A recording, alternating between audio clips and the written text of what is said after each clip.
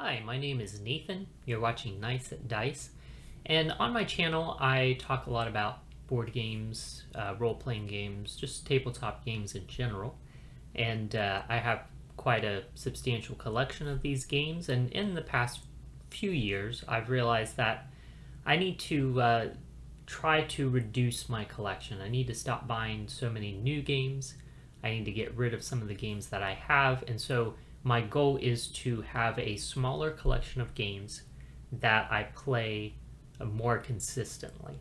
Okay, that's my goal. I think that is a good goal for me personally. I think it'll help me to better value the games that I have and to just better enjoy the collection of games that I have.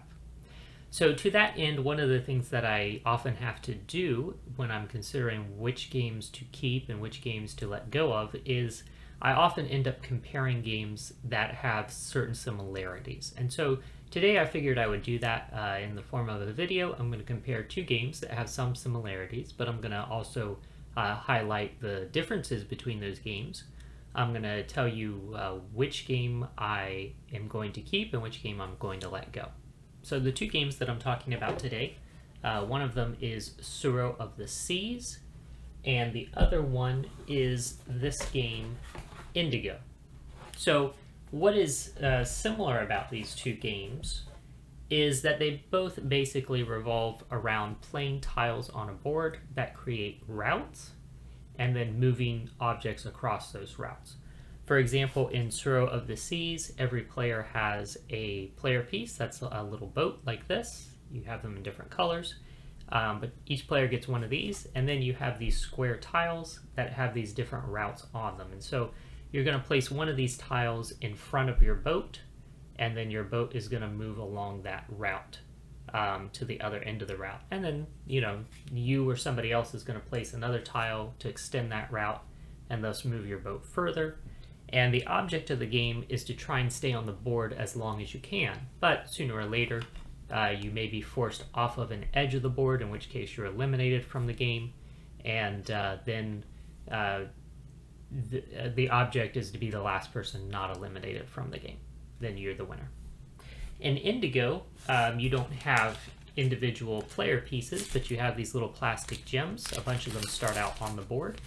And you are playing these hexagonal tiles with routes on them, and you play these on the board, and then you move the gems across these routes, and the object is actually to get the gems to go off of the edge of the board, but specifically off of certain edges of the board, in which case when gems leave that edge of the board, they will give you some points, and the object is to have the most points at the end of the game. So those are kind of the similarities between the two games, is that in both games you're placing these tiles that create routes, you're moving something across those routes, either your player piece or these gems, and the object is to either keep your player piece on the board or get the gems off of the board. So in providing the similarities, I've also highlighted some of the differences. For example, Tsuro of the Seas has the element of player elimination. Players are eliminated when their boats are forced to move off of the edge of the board, and you want to be the last person playing. Whereas Indigo has no player elimination. You just play until all of the gems have been claimed, and then whoever has gotten the most points from the gems that they've claimed is the winner. So generally speaking, I'm more inclined against player elimination. So I like that Indigo does not have player elimination. I like much better how Indigo is just about scoring those points. Tsuro of the Seas allows 2 to 8 players, whereas Indigo only allows 2 to 4 players. So Tsuro has a slight edge in terms of player count.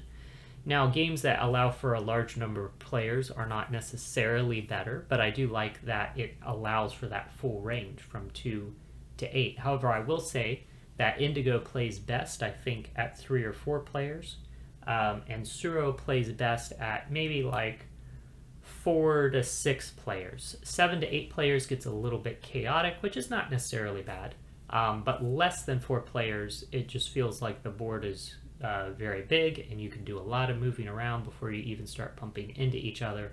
And kind of what makes the game exciting is when you start bumping into each other and you're forced to, take routes that maybe you wouldn't prefer to take. So those are just some differences between the games. While Tsuro has the element that you have 3 tiles in your hand each turn, and you choose which of those 3 tiles to play, and you can rotate the tiles to get different effects out of the routes that are printed on that tile. It does have the limitation that every time you play a tile, you have to play it in front of your boat.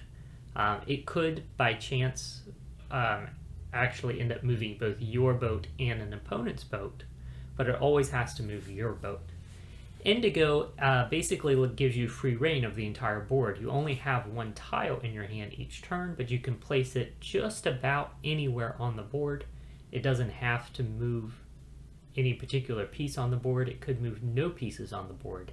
It could just be sort of kind of creating a route in advance that will eventually move a piece somewhere. Or you could just be filling up a part of the board, perhaps blocking that part of the board off from access to someone else. So I think that while Tsuro has the element of you have those 3 tiles to choose from, Indigo is actually gives you more options on your turn, because even though you just have the 1 tile, you can place it anywhere on the board. So that is an interesting aspect of Indigo. I think overall Indigo is the more strategic game. Tsuro has a nice sort of party atmosphere to it almost, especially because it allows for a larger player count, and it works better at a larger player count. It's the kind of game that I would bring out more so in a social situation rather than at a gaming event. And so that's an interesting difference between the two.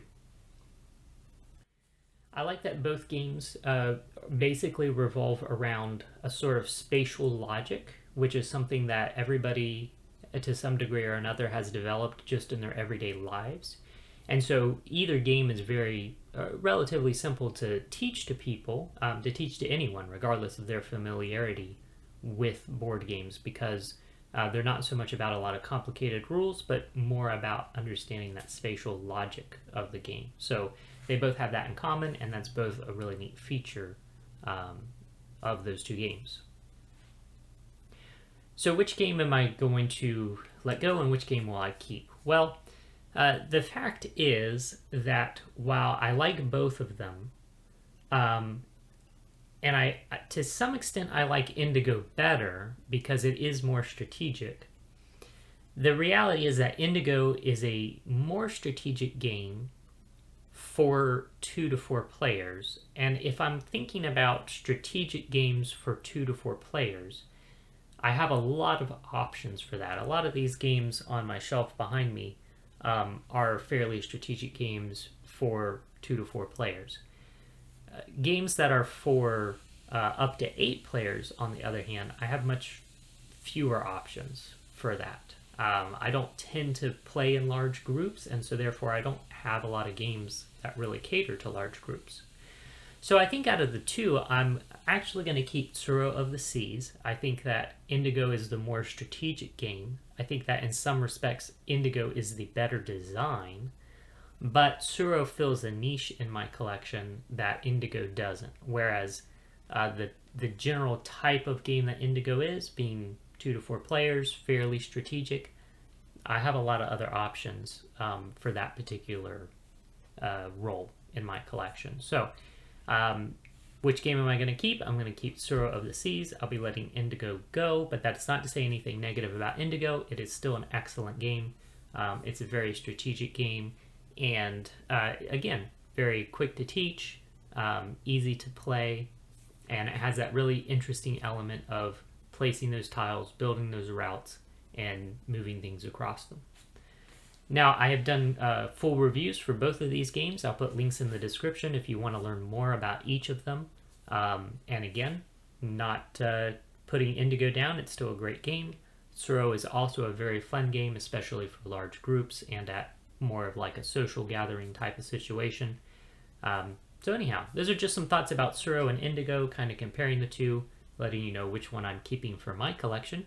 But I'd be curious to hear your thoughts on either of these games. And again, my name is Nathan. This is Nice at Dice. Thank you so much for watching, and you enjoy the rest of your day.